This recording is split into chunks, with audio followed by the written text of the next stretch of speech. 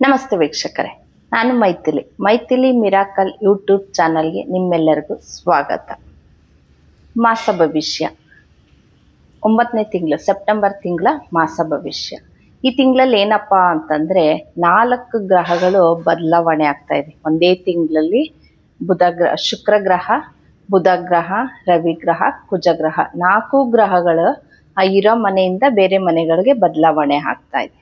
ಮೊದಲಿಗೆ ಬಂದು ಮೇಷರಾಶಿ. ಮೇಷರಾಶಿಯವ್ರಿಗೆ ಹೇಗಪ್ಪ ಇದೆ ಅಂತಂದರೆ, ರಾಶ್ಯಾಧಿಪತಿ ಕುಜಗ್ರಹ ಬಂದು 3ನೇ ಮನೆಯಲ್ಲಿರ್ತಾನೆ.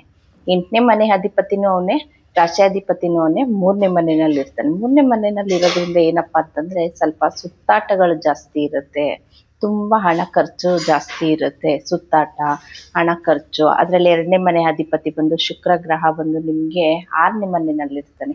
ಏನಂದರೆ ಕುಟುಂಬಾಧಿಪತಿ 2ನೇ ಮನೆ ಅಧಿಪತಿ 6ನೇ ಮನೆಯಲ್ಲಿ ಇದ್ದಾಗ ಏನಂದರೆ ಕುಟುಂಬದವ್ರ ಜೊತೆ ಸ್ವಲ್ಪ ಭಿನ್ನಾಭಿಪ್ರಾಯ ಬರೋವಂಥದ್ದು. ಏನೋ ಒಂದು ಮಾತಾಡಕ್ಕೆ ಹೋಗಿ ನೀವು ಸಡನ್ ಮಾತಾಡಕ್ಕೆ ಹೋಗಿ ನಿಮಗೆ ನೀವೇ ಸಿಗಾಕೊಳ್ಳೋ ಅಂಥದ್ದು. ಮತ್ತು ಶತ್ರುಗಳು ಜಾಸ್ತಿ. ಅದರಲ್ಲಿ ನಿಮ್ಗೆ ಹೆಂಗೆ ಅಂತಂದರೆ, ಏನೋ ಒಂದು ಕೊಟ್ಟಿರ್ತೀರ, ಕೇಳಕ್ಕೆ ಹೋದರೆ ಅವರು ಅದನ್ನೇ ದೊಡ್ಡದಾಗಿ ಇಶ್ಯೂ ಮಾಡೋವಂಥದ್ದು. ಒಟ್ಟಿನಲ್ಲಿ ಯಾವುದಾದ್ರೂ ಒಂದು ಇಕ್ಕಟ್ಟಿನ ಪರಿಸ್ಥಿತಿಗೆ ಸಿಗಾಕೊಂಡಿರ್ತೀರ ಮೇಷರಾಶಿಯವರು. ಮತ್ತೇನಪ್ಪ ಅಂತಂದರೆ, 4ನೇ ಮನೆಯಲ್ಲಿ ಗುರುಗ್ರಹ ಇದ್ದಾನೆ. 12ನೇ ಮನೆ ಅಧಿಪತಿನೂ ಅವನೇ ಇರ್ತಾನೆ. 9ನೇ ಮನೆ ಅಧಿಪತಿನೂ 4ನೇ ಮನೆಯಲ್ಲಿ ಗುರುಗ್ರಹ ಇರ್ತಾನೆ. ಆದರೆ ವಾಹನ ಸಂಬಂಧಪಟ್ಟಿದ್ದು, ಮನೆಗೆ ಏನಾದರೂ ಬೇಕು ಅಂದರೆ ಖರೀದಿ ಮಾಡೋವಂಥದ್ದು ಇರುತ್ತೆ.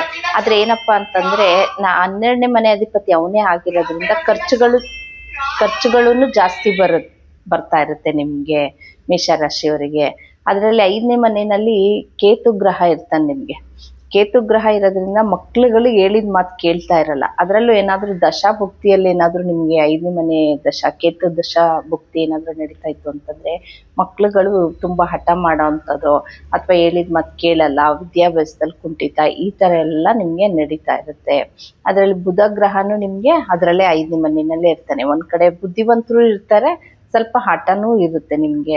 ಆದರೆ ಶುಕ್ರ 6ನೇ ಮನೆಯಲ್ಲಿ ಇರೋದ್ರಿಂದ ಸ್ವಲ್ಪ ನಿಮ್ಗೆ ಏನು ಅಂತಂದರೆ ಭಾರಿ ಸ್ವಲ್ಪ ಮಾತಿನಲ್ಲಿ ಇಡ್ತಾ ಇರಲಿ. ಆದರೆ ಏನಪ್ಪ ಅಂತಂದರೆ 3ನೇ ತಾರೀಕು ನಂತರ ಶುಕ್ರ ಗ್ರಹ ಬಂದು ನಿಮಗೆ 7ನೇ ಮನೆ ಸಪ್ತಮಾಧಿಪತಿಗೆ ಬರ್ತಾನೆ. ಸಪ್ತಮಕ್ಕೆ ಬಂದಾಗ ಏನಪ್ಪ ಅಂತಂದರೆ, ಏನು ಒಂದು ಬಿಸ್ನೆಸ್ಗೆ ಇನ್ವೆಸ್ಟ್ ಮಾಡಿರ್ತೀರೋ, ನಿಮಗೆ ಹಣ ಬರದೇ ಇರೋವಂಥದ್ದು, ಏನು ಸ್ಟ್ರಕ್ ಆಗಿರುತ್ತೆ ಫೈನಾನ್ಷಿಯಲಿ, ಅಥವಾ ಕೆಲಸದಲ್ಲಿ ಸ್ವಲ್ಪ ಏನು ಏರು ಇಳಿತಾ ಇರುತ್ತೋ ಅದೆಲ್ಲ ನಿಮಗೆ ಇವಾಗ ಸರಿಯಾಗ್ತಾ ಬರುತ್ತೆ. ಯಾಕೆಂದರೆ 7ನೇ ಮನೆಗೆ ಬಂದಾಗ ಏನಂದರೆ, ಪಾರ್ಟ್ನರಿಂದ ಅಮೌಂಟ್ ನಿಮ್ಗೇನು ಸ್ಟಕ್ ಆಗಿರುತ್ತೋ ಅದು ಈ ಸಮಯದಲ್ಲಿ ಬರುತ್ತೆ. 3ನೇ ತಾರೀಕು ನಂತರ ಯಾವಾಗ ಶುಕ್ರ ಗ್ರಹ ಚೇಂಜ್ ಆಗಿ ತುಲಾ ರಾಶಿಗೆ ಬರ್ತಾನೆ, ಆವಾಗ ನಿಮ್ಗೆ ಈ ಕಷ್ಟಗಳೆಲ್ಲ ಸರಿ ಹೋಗುತ್ತೆ. ಇನ್ನೊಂದು 3 ದಿನ ಮಾತ್ರ ನಿಮ್ಗೆ ಈ ಥರ ಇರುತ್ತೆ.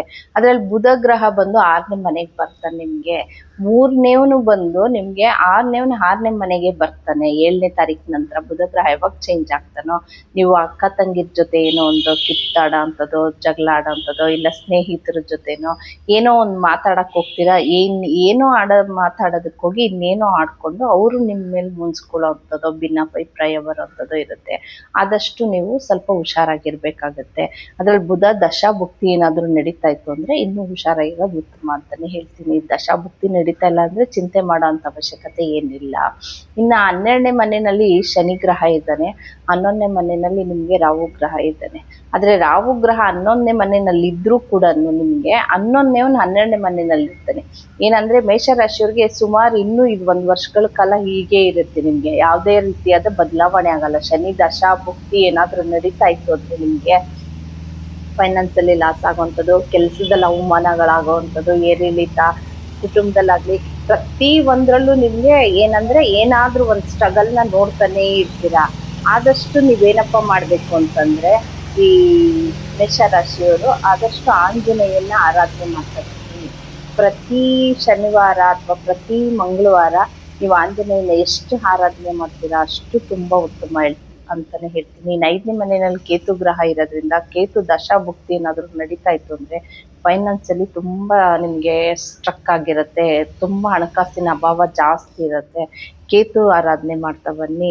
ಕೇತುಗೆ ವಿನಾಯಕನ ಅಂದರೆ ಪ್ರತಿ ಮಂಗಳವಾರ ತಪ್ಪಿದ್ರೆ ಬುಧವಾರ ಬಂದು ವಿನಾಯಕನ ಮನೆಯಲ್ಲಿ ಪೂಜೆ ಮಾಡ್ಬೋದು. ಗರಿಕೆ ಇಟ್ಟು, ಇಲ್ಲ ನಿಮ್ಗೆ ಅಕ್ಕಪಕ್ಕ ಹತ್ರದಲ್ಲೇ ದೇವಸ್ಥಾನ ಇತ್ತು ಅಂದರೆ ದೇವಸ್ಥಾನಕ್ಕೆ ಹೋಗೋದನ್ನ ಇದು ಮಾಡ್ಕೊಳ್ಳಿ.